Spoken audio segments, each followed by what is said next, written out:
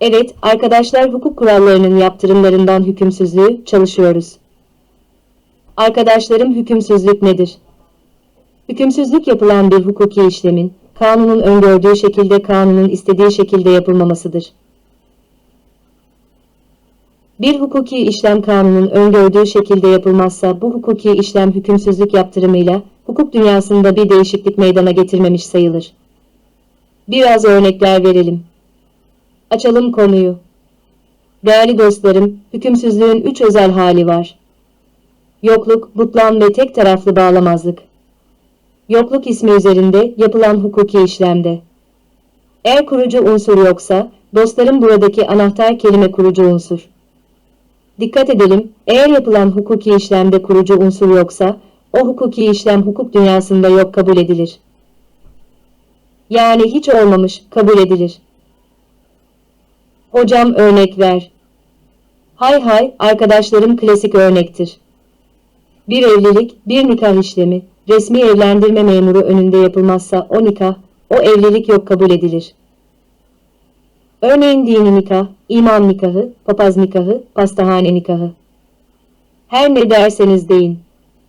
Eğer resmi evlendirme memuru önünde yapmadıysanız bu nikahı. Bu nikah geçersizdir. Ne olur ki şunlar olur.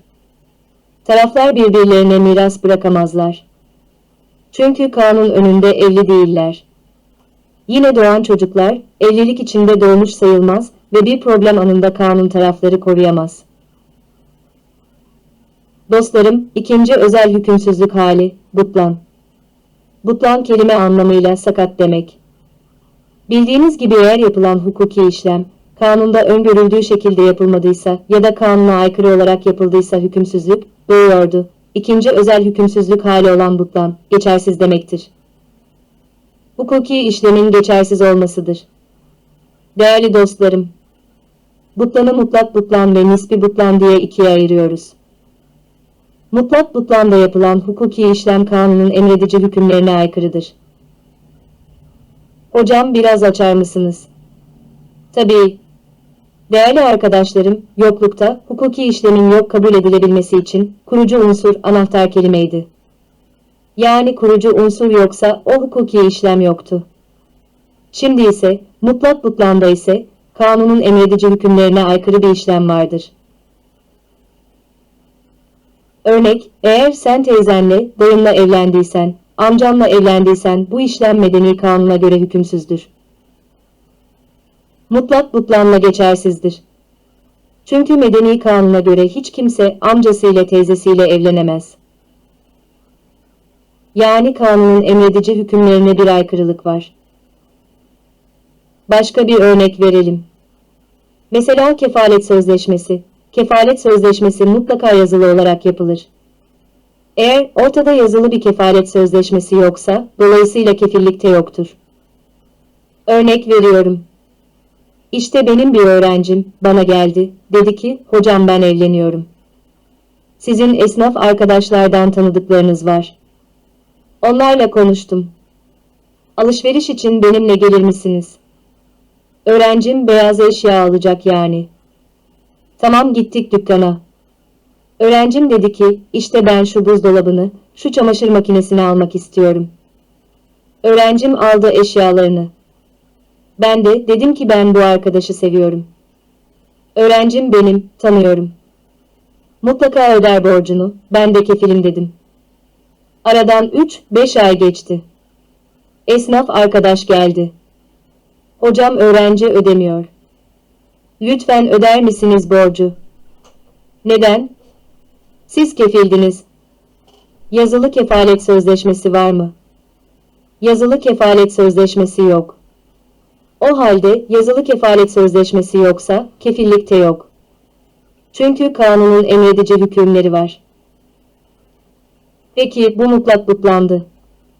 Arkadaşlarım, gelelim nispi butlana. Nispi butlanda gene bir geçersizlik var. Yapılan hukuki işlemde. Fakat bu kez hukuki işlemi yapan taraflardan birinin iradesi sakatlanmış. Ne demek bu? Arkadaşlar, işlemde kurucu unsur var.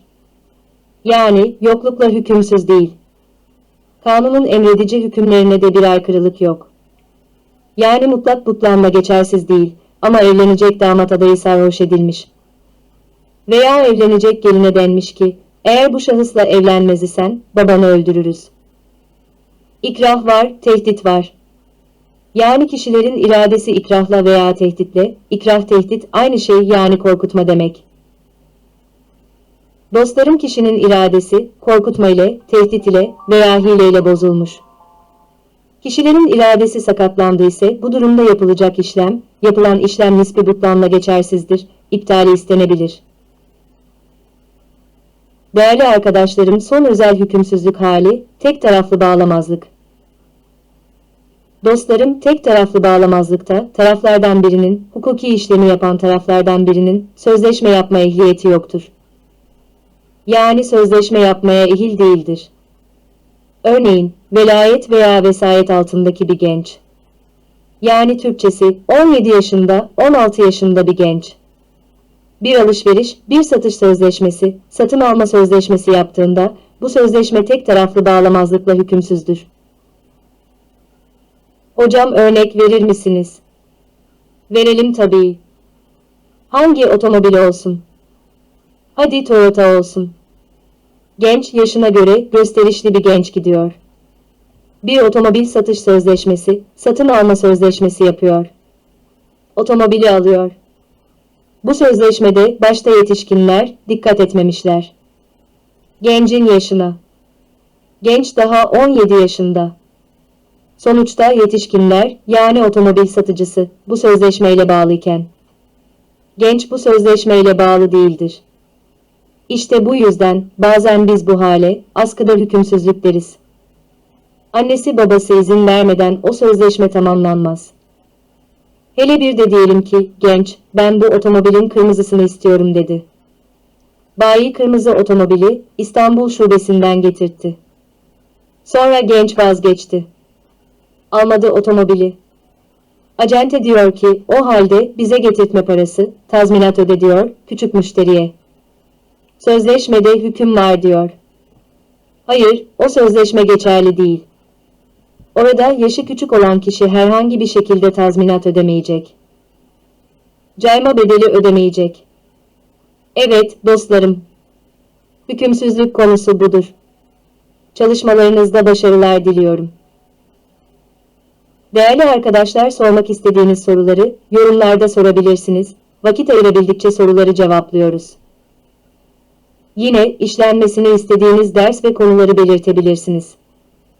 Evet dostlarım, siz de yazdığım bu kısa dersi sevdiyseniz kanala abone olabilir, beğen tuşuna basabilirsiniz.